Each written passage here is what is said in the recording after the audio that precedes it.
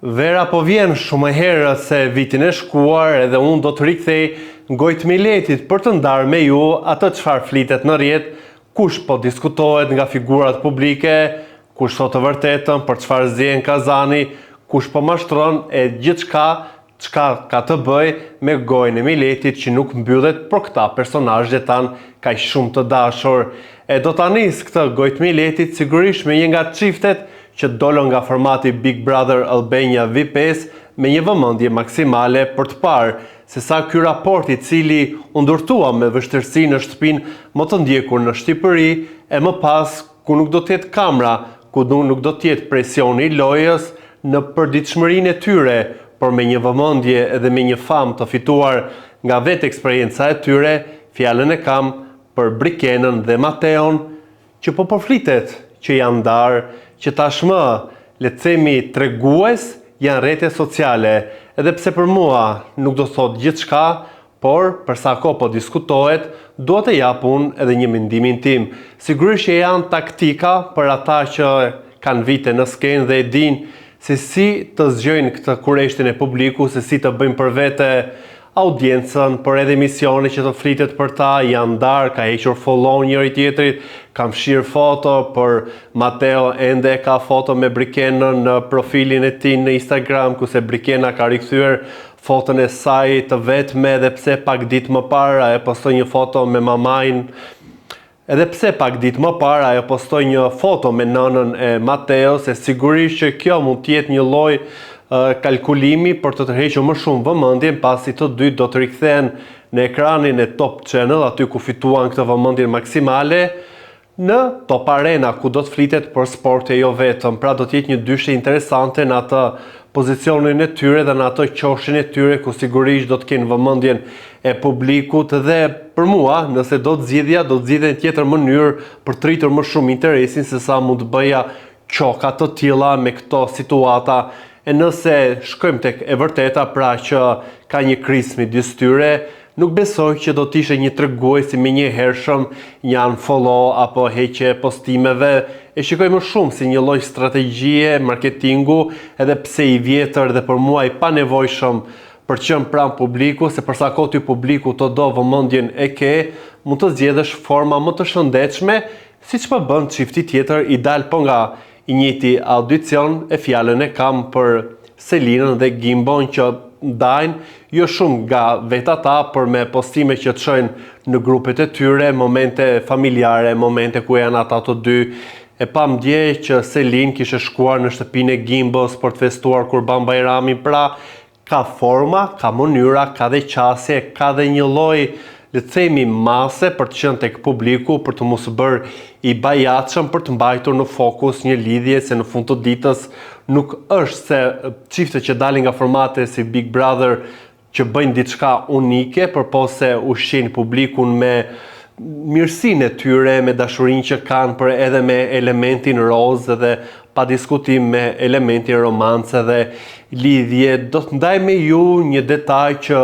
aso kohë nuk e vura ujë në zjarr dhe padyshim e hodha si diçka pa dashur apo pa pasur qëllim për të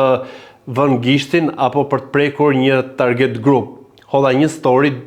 para 2-3 javësh vetëm me një fjalë, janë ndarë dhe pikë pyetje. Dhe kush reagoi në këtë story? Reagoi Mateo duke shkruar qoftë larg. Pra ai e din peshën e gjithçka që flitet në rrjet, edhe pse unë nuk e kisha në atë story tendencën për të, le themi, klikuar diçka apo për të sjell, thjesht ishte një provokim i lehtë, një provokim pa një prapavi, por ku shikon këto situatat që po ndodhin, sigurisht që ti e kupton që në fund të ditës ka dhe një lloj trysnie, ka dhe një lloj, le të themi, përndjekje, nëse mund ta quaj, të gjithë vëmendjes apo një fokus, më saktë është fjala dhe termi i duhur,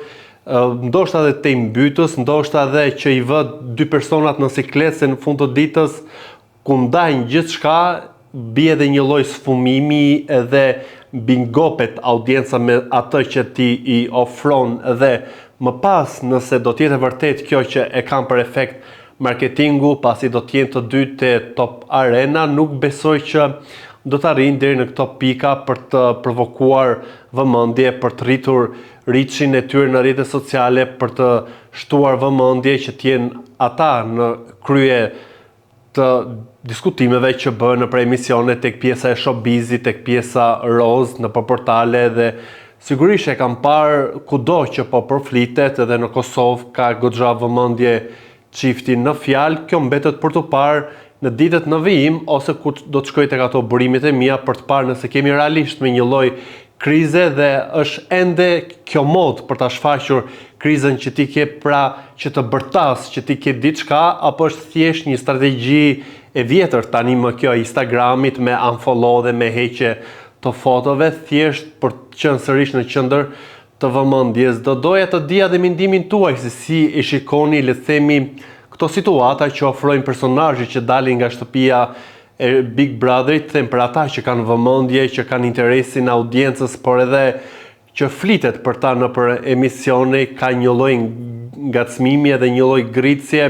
A është kjo forma e duhur për të tërhequr vëmendjen, kjo formë e vjetër e unfollow apo e heqjes së postimeve e fotove ku ditë më parë ti ke treguar që ishe shumë mirë, ishe në shoqërinë e njëri tjetrit dhe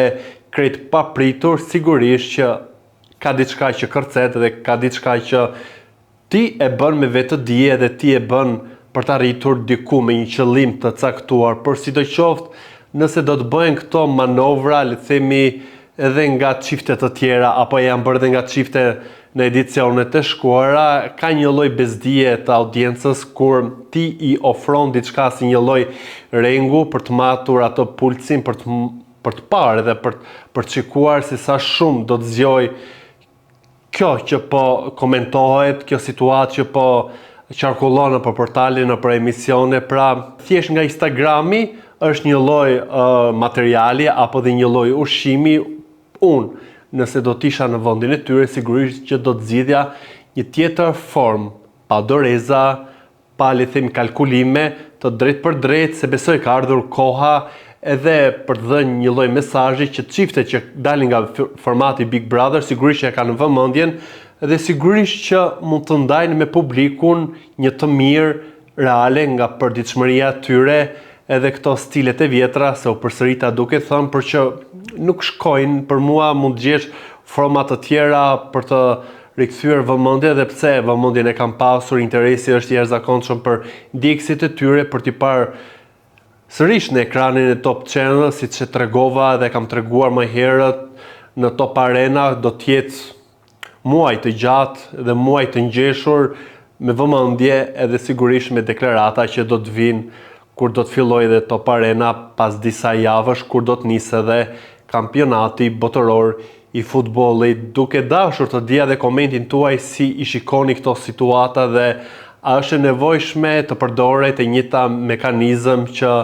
i është pirë ujë dhe është e kuptueshme që bëhet me një qëllim, se nuk e besojnë atë që ka diçka të vërtet, por po se një lloj marketingu. Sidoqoftë, mos harroni edhe t'i bëni subscribe kanalit ton Koha Jon në YouTube.